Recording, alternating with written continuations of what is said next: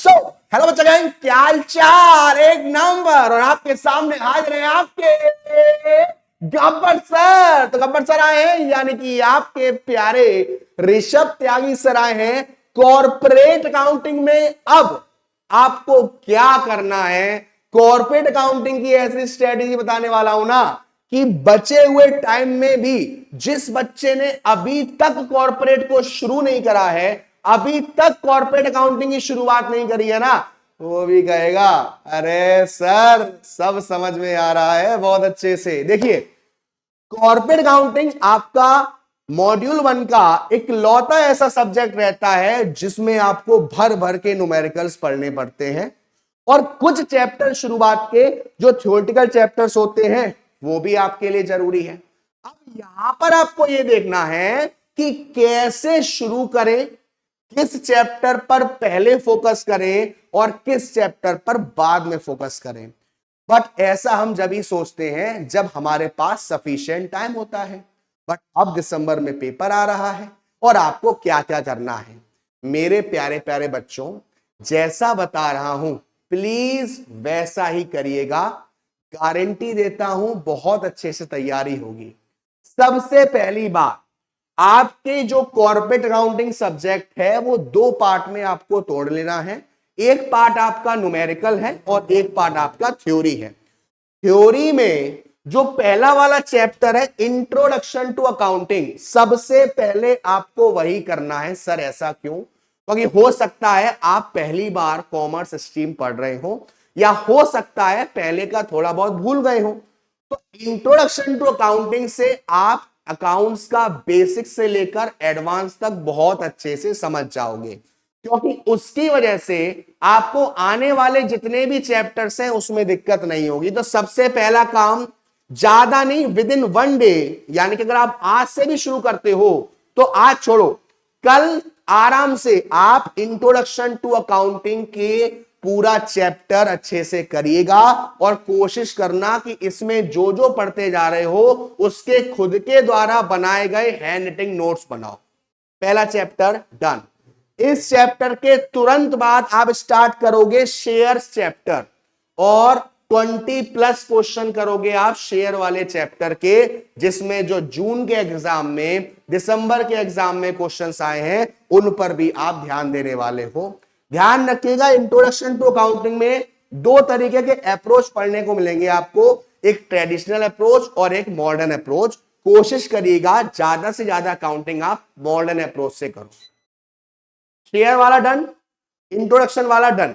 इसके तुरंत बाद आप या तो डिबेंचर स्टार्ट कर सकते हो क्योंकि लिंक है चैप्टर, या कर सकते हो इंट्रोडक्शन टू कॉर्पोरेट अकाउंटिंग, क्योंकि इसमें आपको बैलेंस शीट के बारे में बताया जाएगा। बैलेंस शीट कैसे प्रिपेयर करनी होती है, कौन कौन सी चीजें डिस्क्लोज करनी पड़ती है। तो शेयर के तुरंत बाद या तो डिबेंचर्स या इंट्रोडक्शन टू कॉर्पोरेट अकाउंटिंग। अगर आपने डिबेंचर्स करा कम से कम 15+ क्वेश्चन करना, और अगर आपने इंट्रोडक्शन टू कॉर्पोरेट करा तो उसके बाद डिबेंचर्स। फिर आपका सिर्फ एक चैप्टर बचता है थ्योरी का, अकाउंटिंग स्टैंडर्ड। वो सबसे लास्ट में पहुंचा देना, बिल्कुल लास्ट में, यानी कि पेपर के 2-3 दिन पहले, क्योंकि वो आपको बस थोड़ा समझने वाली चीज है। जितने भी थ्योरेटिकल चैप्टर्स हैं, 3 चैप्टर थ्योरी के हैं, कम से कम 10 से 15 मार्क्स के वो कवर होंगे। अब बारी आती है एक ऐसे चैप्टर की जो आपके लिए बिल्कुल नया रहता है, चाहे आप कॉमर्स स्ट्रीम के रहे हो या नहीं रहे हो, ये चैप्टर आपने नहीं पढ़ा, कंसोलिडेशन ऑफ अकाउंट्स। और यहां पर बनानी पड़ती है आपको एक बढ़िया सी बैलेंस शीट। तो इस चैप्टर में 10 क्वेश्चन तो आप फुल फ्लैश करिएगा, जिसमें आपको बैलेंस शीट बनानी हो, पूरा एडजस्टमेंट हो, और 10 क्वेश्चन सिर्फ ऐसे करिएगा जिसमें आपको कॉस्ट ऑफ कंट्रोल और माइनॉरिटी कंबाइन निकालनी हो। ज्यादातर चांसेस बनते हैं कॉस्ट ऑफ कंट्रोल और माइनॉरिटी वाले चैप्टर्स करने के बाद। ये सारा काम है आपका 10 नवंबर तक का। इतना करने के बाद बाकी के डेज में आप क्या करेंगे? बाकी के शुरुआत के 3-4 डेज और लेकर अब तक जितना हो गया है उस पर आप प्रैक्टिस करेंगे। देन आप शुरू करेंगे 2 कंबाइंड चैप्टर, एक कैश फ्लो स्टेटमेंट और एक अकाउंटिंग रेशियो। इसको आप कंबाइन करेंगे और दोनों को मिला के ज्यादा से ज्यादा 20 क्वेश्चंस करेंगे। रेशियो में ऐसे क्वेश्चन करेंगे जिसमें सारे रेशियो एक बार निकालने हो, जैसे करंट रेशियो, क्विक रेशियो, डेब्ट equity ratio, ITR, invest coverage ratio. और कैश फ्लो के ज्यादा नहीं, सिर्फ 5 से 6 क्वेश्चन, टोटल मिला के 20 क्वेश्चन कैश फ्लो में और अकाउंटिंग रेशियो में। ये आपके 15 नवंबर तक की सामग्री तैयार हो गई। अब बचता है आपका related aspects, forecasting, financial statement analysis. इन चैप्टर्स को आप विद इन 3 डेज अच्छे से करेंगे। रिलेटेड एस्पेक्ट्स में ज्यादा से ज्यादा ईशॉप और वो वाला जहां पर लैप्स हो जाता है, वो वाले क्वेश्चन की ज्यादा से ज्यादा आप प्रैक्टिस करने वाले हैं। फोरकास्टिंग में आप प्रॉफिट एंड लॉस वाला ज्यादा से ज्यादा कर लेना, ठीक है।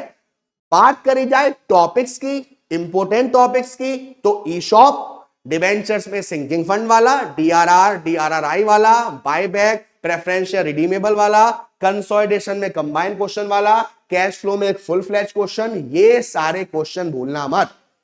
तो ये आपको तैयारी करनी है और ऐसा करके आपके कॉर्पोरेट अकाउंटिंग में रोला ऑन द टॉप होने से कोई नहीं रोक सकता।